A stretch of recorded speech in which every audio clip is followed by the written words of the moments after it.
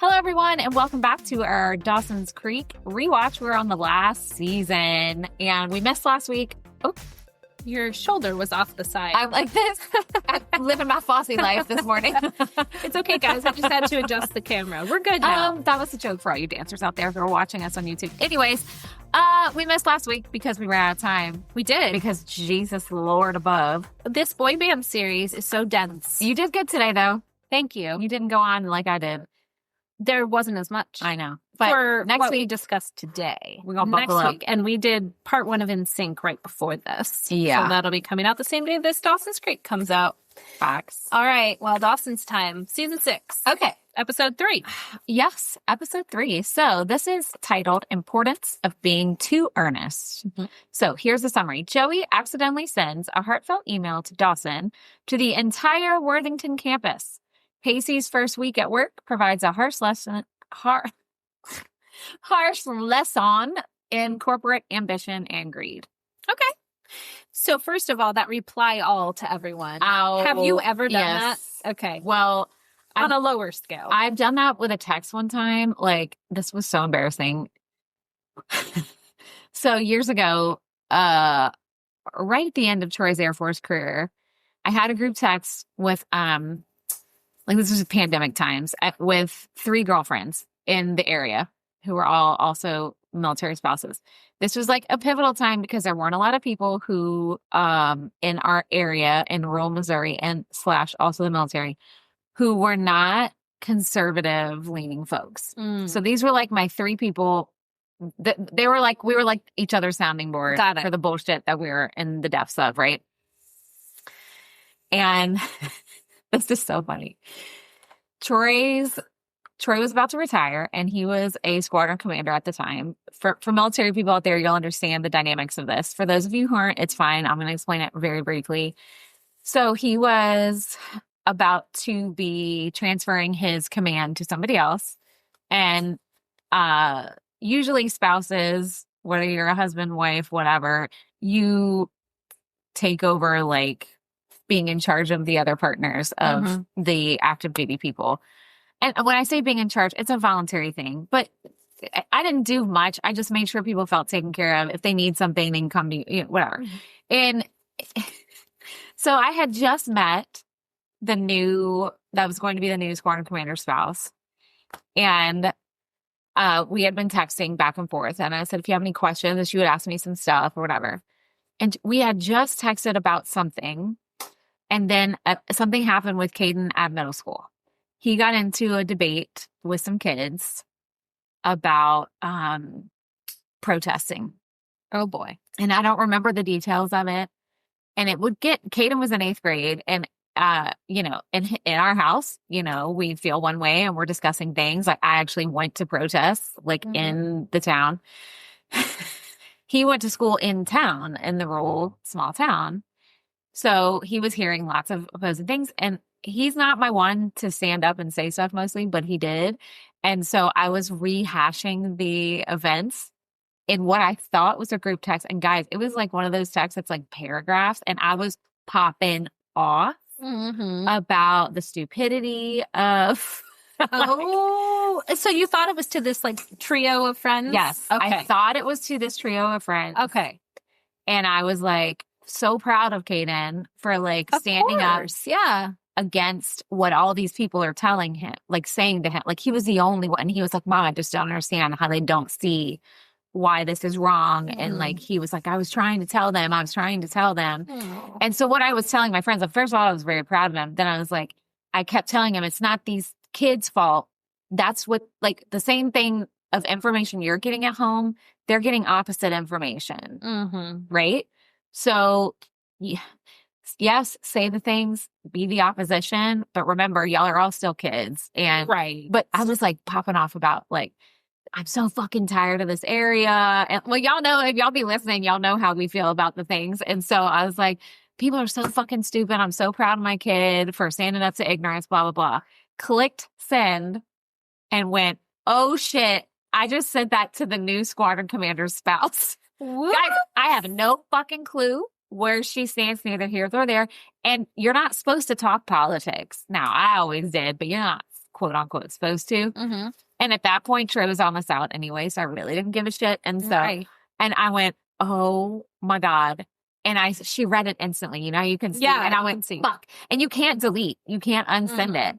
And I'm sure she's like, this fucking crazy lady, like, why are you sending me all this? So immediately I text her back and I was like, oh my God, I'm so sorry. That was supposed to go to a group of friends. My apologies. She said nothing. And so I did text the safe friends and I was like, fucking hell, do y'all know what I just did? And they were, thankfully, the squatter creator spouse texted me back. She's like, actually, it sounds like you're raising a really good human. Oh. And I was like, how sweet. Woo! How sweet. Like, look, you probably made her day because she got some tea she did not sign up for. It's like, fuck. She was like, what is this now? Well, now listen, not like I ever try to hide what I believe or what I would say, whoever. Not. But I'm not trying to put somebody I just met. Like in the, like you, it was a strong moment. Yeah. It's not like if you guys were having a conversation about it, you would say the same things a different way. I'm not going to text her at 8:30 in the morning. Correct. Oh, that's so funny. That's so funny. So have you ever the worst I've ever done is one time I complained to my sister-in-law about my husband about something and sent it to him. Oh, fuck. That's bad. It wasn't long. It was short. I forget what it was, but I was just like, I know, it's so annoying when he does that. Why does he do that? Oh. And my husband goes, who? I'm like, oh, shit. That was for your sister. But also thing, like, I was texting her and I was texting him. Yeah. And then he was like, what's wrong? And, you know, so then it wasn't a huge fight, but it was an argument. But then it was fine. Now I always double check because of that incident. I'm like, yeah. But listen, I have word vomit, as we know. I do too. I do too. I always get myself into some shit. Like, for instance, when I got a phone call, I was cast in a show, and I said, "Oh, I'm so excited to be in a show with you, director who was going to be in the show pre-cast." I thought it was common knowledge. I didn't realize it was still on the DL. Totally on the DL. I did not know this. I'm such a moron. But it's not your fault that someone told you something. Well, I didn't know that maybe wasn't supposed to be told. I didn't know that was. That's not your fault. Oh my God. And Troy was like, "Well, why did you even say that?" I was like, "Because I was excited." I would have said the same thing. I know. I was like, I've only worked with him as and a you director. know what? I bet you weren't the only one. Oh, I'm pretty sure it was. You think? Pretty sure I it mean, was. it doesn't matter. Anyway, I'm just saying, word vomit be saying. The one thing is, though, I am not a fake person. I will always tell you what I think. So I'm never going to be like, now, granted, I will hold my tongue. And sometimes I'm just thinking on the inside. But if I have a serious thing, I will address it. Like, and Katie will know this. I will tell her sometimes, like, whatever. But there are times you really shouldn't say things to certain people. Sure. Look, I've done it too. So many times. But you've never sent an email. Not that I remember. I mean, I've maybe accidentally replied all to something, but it was never anything embarrassing. Same. It was like, sure, I'll be there. And I was like, oops, I sent that to 50 people instead of the teacher. Right. You know, like, I've done that. Remember that time I almost sent my audition headshot as a picture of our wigs? And I was like, you just really should. You should literally almost sent. I've done that. Usually I catch myself where I attach the wrong picture. Yeah. Because I'll send like screenshots of like families from the studio. Like they're like, oh, I need to make sure I paid for this thing or that thing. So I'm like, oh, here you go. Receipt, and like I'll look and I'll go to hit send and it's like a picture of my dog. I'm like, that's not the screenshot. It's like, you know those pictures you take of your face? Like, not you specifically, I mean all of us. Like, I'll take pictures of my face sometimes to see, like, like, for instance, I feel like I'm getting a zit, so I'm like, take a picture so I can look at it, and then you look through your phone, you're like, Jesus, gross. I will try sometimes. I don't do it as much now, but my kids, if they'll, like, grab my phone for something, they laugh, because I'll try to take, like, a selfie specifically at the beach. This happens to me, and I will take 25. So if you're scrolling, looking for something, it's like a block of me. The same picture, basically. And they'll be like, what are you doing? And then they'll start, like, clicking on them. They look so stupid. Like, one, like, my shoulders forward. And then my eyes are open wide. And then my hand is covering my eyes because the sun. And they're like, which one did you pick? I'm like, they're all terrible. Well, not a single one. Because they're so young, and it's not hard to get a good picture. They don't get it. But they're like, Mom, why do you have so many pictures of yourself? I'm like, because I couldn't get one. I do that too, where I'm like, I have to see how an outfit looks, not in a mirror, because mirrors lie to you. They do. It's like Cher says in Clueless. Mm-hmm. Cameras, mirrors lies. You gotta have a picture. Yeah. And then I'm like, and I don't smile, and then my face is like yeah. Anyway, because you're looking for like how it looks on you, not your face. But anyway, so I she feel replied all, and it was like this very heartfelt. Took her forever to write love note, and did she end up not even sending it to Dawson? Right. So then he doesn't even get it. I know. And everyone on campus is talking about it, which I kind of get. Like, what the fuck is wrong with that professor? He's just getting in class. worse and worse. So then her professor reads it as like an exercise for class. I mean, you could take it one of two ways. One, he's just an asshole, and he's trying to be hip and cool with this lesson because we're talking about this email. Or he has a crush on Joey, and he's like somehow it's a power move. Somehow feels challenged that she wrote this to another guy. It's a power move. It's weird. Here nor there. I take the stance he's an asshole. Yeah, I agree. I didn't like that. I don't like it. I feel for Joey. But like her struggle of spending hours and hours and hours on about like a message. I do that with text sometimes. Like, if you have to send it, mostly with like family, like, yeah, I used to have to do it with my mom a lot. Like, think, how am I going to say this? Like, and you like reword it. Or like if you're telling somebody no for like something, you may have to do that as a director or like with your studio stuff. If there's a problem with a kid, sure. Like you really want to make sure. Or an adult. Or an adult. Yeah. Like, that just making sure you say it in the exact right way, and then you delete it, and then you go again, and then you delete it, and then you go again. Yeah. It's so hard. And then you accidentally send it to everyone. That would be horrible. Horrible. Yeah.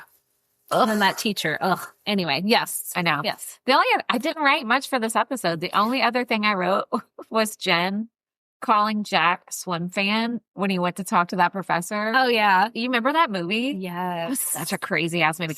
But what is all of these storylines with adults? Like teachers. I never fucking knew my professor outside of class. Right. I know. It is a little odd.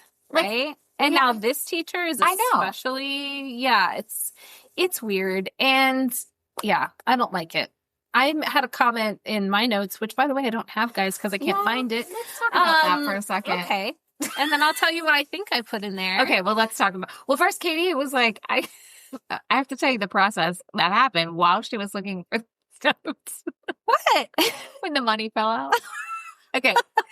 So I'm always giggling because Katie comes with just random pieces of paper because she just writes on whatever. And that's fine. The hilarious thing to me is she is a writer and has 8 in journals all the time. So many notebooks, guys. She has so many notebooks. One of which we had at her first book event last weekend. Amazing.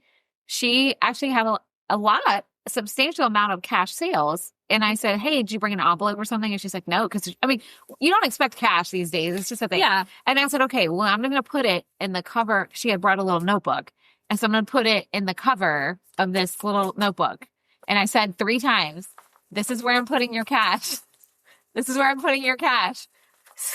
So today she goes to take out stuff looking for notes. Out comes a notebook. Here comes cash falling on the ground. And she's like, oh, there's the money from I'm like 3 times. It's been in there for 5 days? But what a nice surprise to have hundreds of dollars falling out of your notebook. It's not a terrible problem. Although I didn't find the Dawson's notes. And then she takes out more notebooks, more folders. So many folders. And nobody folders come looking through. Who knows? I don't know what these notes are. She's like, well, I don't think I have it. I brought it last week. Oh, maybe it's still in that desk over there. And I'm like, nope, it's not. Girl. Anyway, so I know I mentioned, remember when I talked about Oliver Hudson on the show? And then he went on to be on a pretty popular sitcom called Rules of Engagement, which I never really watched when it was live. But my husband liked it. So here and there we would watch it. His wife on that show is the actress playing Natasha. Oh, crazy. Yeah. So they were both on Dawson's around the same time. And then they ended up married. Probably. Oh, that's fun. Yeah. Just his wife on the show, not his wife in real life. Yeah. No, they were just on a different sitcom. Oh, that's funny. And then they ended up and they're not a couple on Dawson's, but it's just, I was like, oh, I know her. She was in Rules of Engagement. And I was like, wait a minute. That's so weird. That's so funny. Yeah. Yeah. So anyway, I wrote that down. I don't know why we're doing this, Professor. Anyway, that was Katie's note adventure. So, and I found money. Yay. I mean, not a bad problem to have on a Thursday morning is just finding money you forgot you owned. Not bad. That's lunch right there. Well, and another fun fact is we just had to establish her book was number 1 in time management. It was. She goes, how you got the number 1 book in time management? I said, it didn't say money management. Well, I think that's a weird category to put that book in. It's weird. It's an odd one. I mean, other than there are exercises in the book where you look at how you're spending your time. I know, and you but reassess it. It's not about That's a small time component management. of... Yeah. Right. Like, because you think of things like a productivity journal or something like how to organize your daily schedule. Like, what is it? The Pomodoro method. Yeah. Where you work for 20 minutes and right. take a break. Like, that's what I think of. Same. Look, I'm not complaining. No. I got number take 1 your title. But like, yeah, it's kind of interesting. The other categories make sense because the other one was... The other ones are success. Right. And like goal setting. And yeah, that makes sense. / goal setting. And there's literally hundreds of thousands of books in that category. Even the new ones, they only have 100 on the new release list. Wow. But it made it in the top 25. Hey. And then the other one is mindset growth. Which, personal growth. Those all make sense. I think so too. And those two, I mean, we'll see, but at least on release, I don't think I'm going to like hit number 1 for those because there's just so many. And a lot of them are repeat authors. So they already have like a following, which makes sense because they're, this is what they do for a living, or they're life coaches or they're therapists or whatever. If I go to a conference or get on a popular podcast or something like that, then I might see it spike. Yeah. But I was happy to be in the top 25. Hey, take it wherever. That was great. Who the fuck cares what categories? Who cares? Number 1, great. Number one in fantasy planning. Hey, this makes sense. But what's fantasy I don't know. planning? I mean, why not? I'm saying, whatever. Number take 1 the category. somewhere. Let's take it. Who cares? I love it. Take it. Number 1's number 1. All right, let's move on because I have nothing else and I don't remember anything else about that either. All right. I did watch these 2 weeks ago, so. Oh, well, you said it was the one where Pacey, the guy, stumbles out of the thing. I guess we should talk about that for a second. I was just like, well, of course he's going to take it. They're like sleazy stock market people. Right. So he motivates Pacey, right, to land this big deal and then takes credit for it. Takes credit for it. Yeah. And Pacey's upset. But it's a life lesson because, especially in a career like that, you got to be out for yourself, which sucks. Do. Which I guess now he learned. But you did. Okay. I still hate that storyline. I don't like it. I don't like it either. All right. Season 6, episode 4 is called Instant Karma! ! I don't know why there's an exclamation point. That was weird. I know. That was weird. I was like, huh? Okay. Here's a summary. As the arrival of the film star creates problems for Dawson, Audrey catches Pacey out on the town when he's supposed to be studying. Yes. So I thought the twist of Natasha, the star, being the one that Dawson broke up with when he slept with Joey. Oh, yeah. I didn't see that coming. I thought that was funny. That was really well written, I felt like, because he picks her up and she's annoyed at the airport. So you just think she's like an annoyed diva. And she's drunk. And she's drunk. And yes, annoyed and drunk. Which also would get you fired immediately. Probably. Immediately, especially like a not known person like she is. But I think she is known. It's weird because then the ones I watched for this week, which is jumping ahead, I guess, they make it sound like this is the first chance she's ever had and she's got to prove herself. Okay. But either way. So she's still on there? She's still on there. Okay. The 2 that I just watched, she was on. Them yet. And one's a Halloween episode. Ooh, yay. And you know what? I started to watch. I was like, ooh, Halloween. And then I was like, oh, it's our last Halloween episode. Of Dawson. And I was really sad because I really like their Halloween episodes. I know, they're fun. I think they're really good. So it turns out she's the one that he like broke up with on the phone or whatever after he slept with Joey. Yeah. And I thought I was like, oh, damn. Like that is kind of like crazy that now she's there on this set and they've got to work together and he had to pick her up from the airport and all that stuff. Awkward. Yeah, I thought that was funny. And then I wrote, speaking of awkward, in the whole entire fucking town of Boston, Audrey just happens to run into Pacey. That was odd. I was like... The only thing I can think is if there's like a row of bars that everyone goes to. Is that a thing, you guys? Do towns have rows of bars? think you mean like just a street or something, but I guess it's a road. Well, They call it like the road. Like in Orlando, Wall Street. Everybody goes to Wall Street. I don't know. I've never been out in Orlando. And it sounds like fancy, like New York Wall Street. It's not. That's just the name of the street. It's in downtown Orlando, but it's like everybody goes to the bars and stuff there. So I was just thinking maybe it's something like that. Maybe. But yes. And then, right, he's supposed to be stunning, but then his boss kind of peer pressure / bullies him into going out. He's like, these are the guys who are going to And of course they go to a strip club, which is so gross and so toxic. Gross. So gross. Hated it. And he had turned down going out with Audrey that night. So. Let me clarify. You can go to a strip club as much as you want as a grown person. I don't mean that that's gross. What I mean is gross is peer pressuring somebody else who's a younger employee of yours to go with you. Correct. Who didn't want to go. Who said no. Yeah. Right. Okay. Right. And so, and it feels like a gateway to them pressuring him into other things. Right. Which is not fun. No. Not fun. Is this the episode where then Audrey's at the party with the guy? Okay. Yeah. Okay. That was so hard to watch. That was really hard to watch. And the thing that I liked but also didn't like was how Jen was trying to like protect her. Mm. But Jen was also intoxicated, and I don't know if she would have had the wherewithal to really pick up on what was going on. Uh-huh. But then the one guy, the friend, he was sober. The guy who steps in to help, I can't remember his name. Yeah. Because he was like the counselor guy. Driver or something. Right. Yeah. I don't know. It was so hard to watch because it made me, like, I remember being in so many situations like that on both parts, like with a friend and myself. Yep.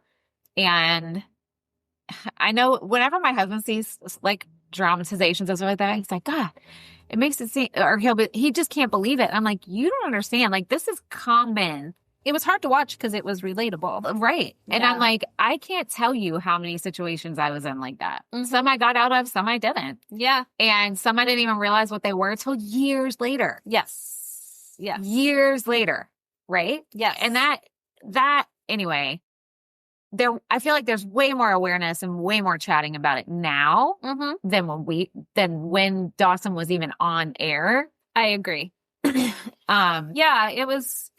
that was hard to watch. And she's mad at Pacey, and she's overly intoxicated.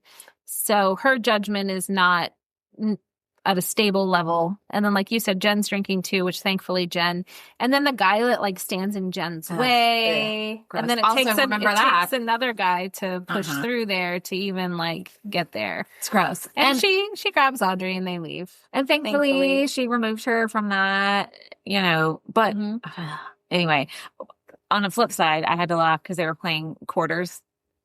Yes. I was terrible at that game. Really? I'm pretty good at quarters. Listen, we know my coordination. So like, give me a few drinks and tell me to be coordinated. Hello. That ain't happening. Quarters I was bad at. Beer pong I wasn't too bad at. Wasn't too bad at beer pong. Wasn't great at it. But quarters I was terrible. What was the other one? Flip cup? Did you ever play flip cup? Cup, also bad at that. So, right. But drinking games are so dumb. Like, I'm just like, they're so stupid. I guess because now we're grown ass people. Mm-hmm. And like, if I'm having a drink, I want it to enjoy it. I want it to taste good. I'm not trying to see how much, and it's not cheap, gross stuff anymore. Like, I'm drinking quality craft beer. Absolutely. Some hazy IPA situation. Yeah. Or a glass of wine. Like, you know what I used to be good at? This is so stupid. Did you ever funnel beer? Yes, but I don't think many times. You were good at that? That's so funny. What a dumb ass thing. That's the dumbest thing. Because you can't enjoy it. No. Like, it's gone in a second. I mean, you're not supposed to, I don't know. It's so stupid. But anyway, I was just laughing because I was like, oh, quarters. I hadn't thought about that all the time. I hadn't either. Excuse me. So thinking about quarters made her burp. I was like, beer time to burp. And then her old cell phone. Yes. The Nokia. Yes, like that everybody had. And then she just threw it in a cup. I wouldn't do that now. I definitely wouldn't have done that back then. No way. No way, they were expensive. But that she was saying, like, oh, I'm so rich, blah, blah, blah. Yeah. But when I heard the ringtone, it made me laugh so hard. Do you remember when you could first start buying ringtones? And everyone did. And now nobody wants their phone to ring. No, I haven't heard my phone ring in years. I remember when my daughter London was like a toddler. my husband was so excited about when she got older, her ringtone was going to be London Calling, the song. London Calling.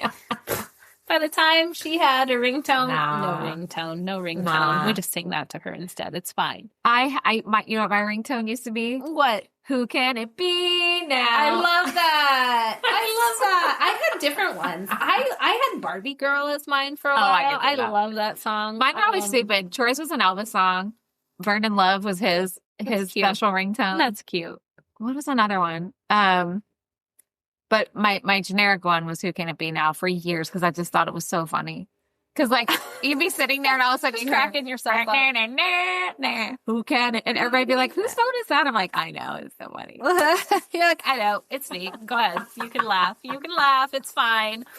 Yeah, you pay like 99 cents for that stuff and then just keep buying them. And now it's like, no, thank you. I know. I don't want my phone to ring. I literally had nothing else. I'm trying to think if there's anything else from that episode.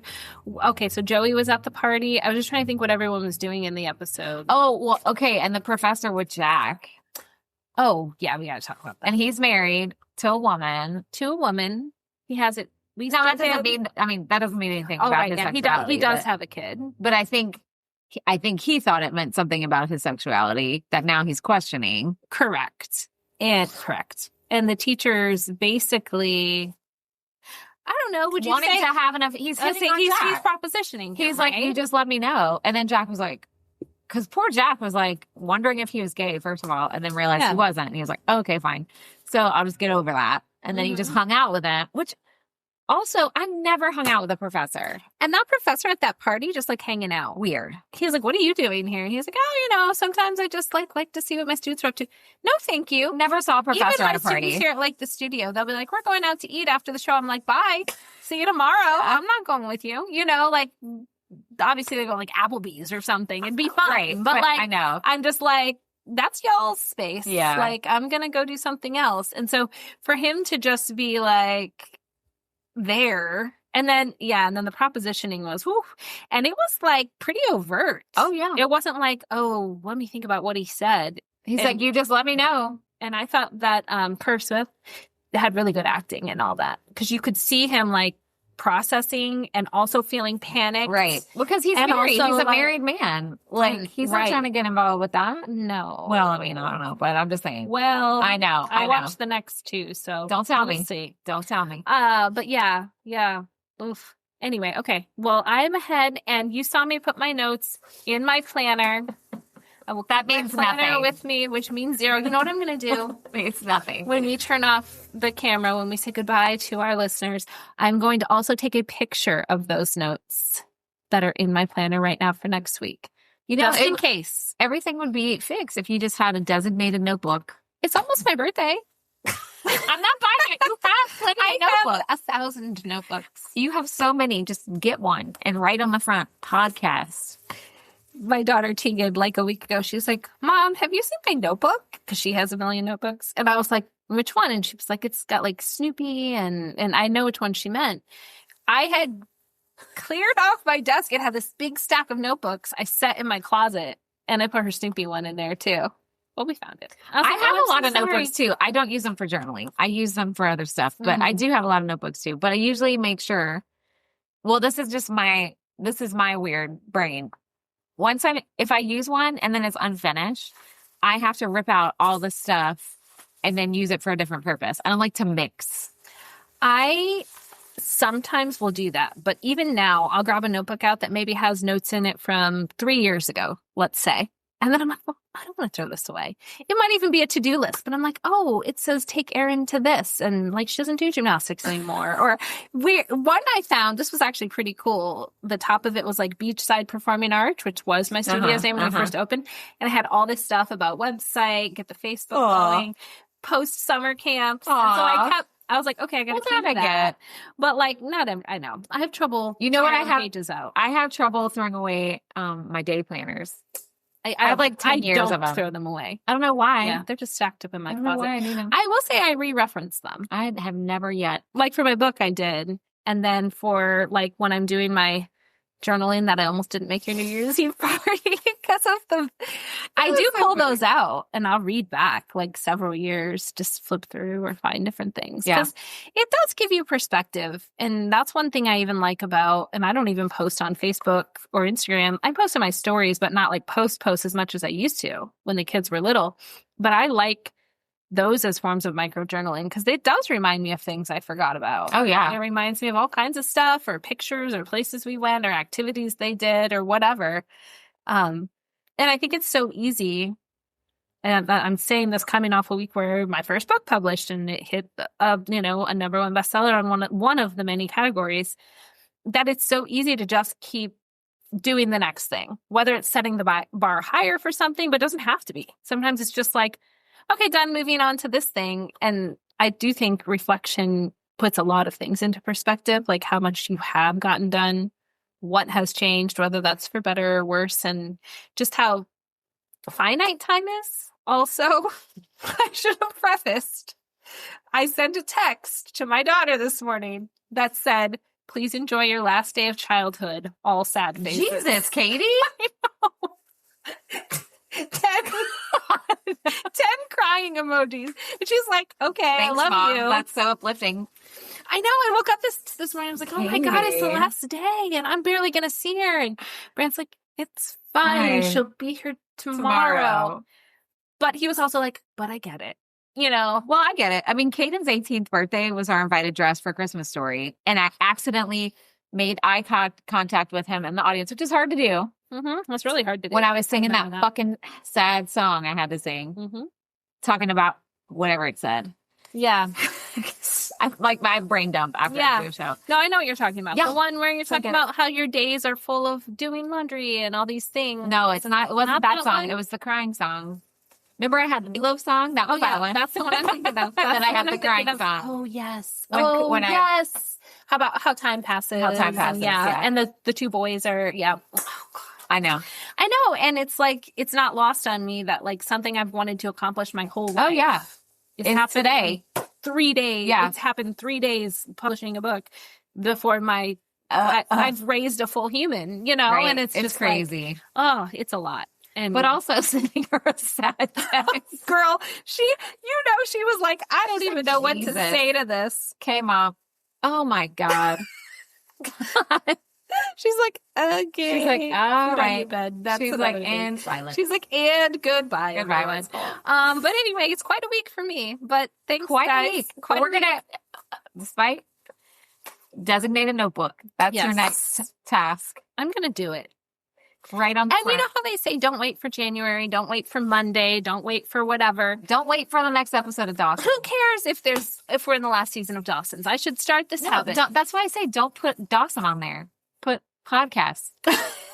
Good idea. That's what I'm saying, because we rewatch lots of things that need notes. I agree. My other one like this had Your Care Bear one. I had the Care Bear, and then I had another one like this, and then I had something, and it had all kinds of. But I would keep it in, and you don't use your See, we have bags designated for our podcast stuff too, and Katie does not use that for her podcast stuff anymore. I will. I have it. I love it. She's like, actually, I'm going to. I'm going to put the notebook Remember, in because that's there. why we got them, because we said we're going to say keep it separate. We sure did. We sure said that. did. Sure said All it. right. You know what? Yes. I'm turning over a new leaf. When I see you next week, it'll be the week before my It's birthday. gonna be May And almost. it's gonna be May almost. Will it be May? When I see you, no. It'll No. be Almost. one day before. One day before May. Wow. All right. All right. Well, thanks, guys, That's it. for listening in on Dawson's Creek. And we will see you next time See you next on time. Generation in Between. Bye. Free audio post production by alphonic.com.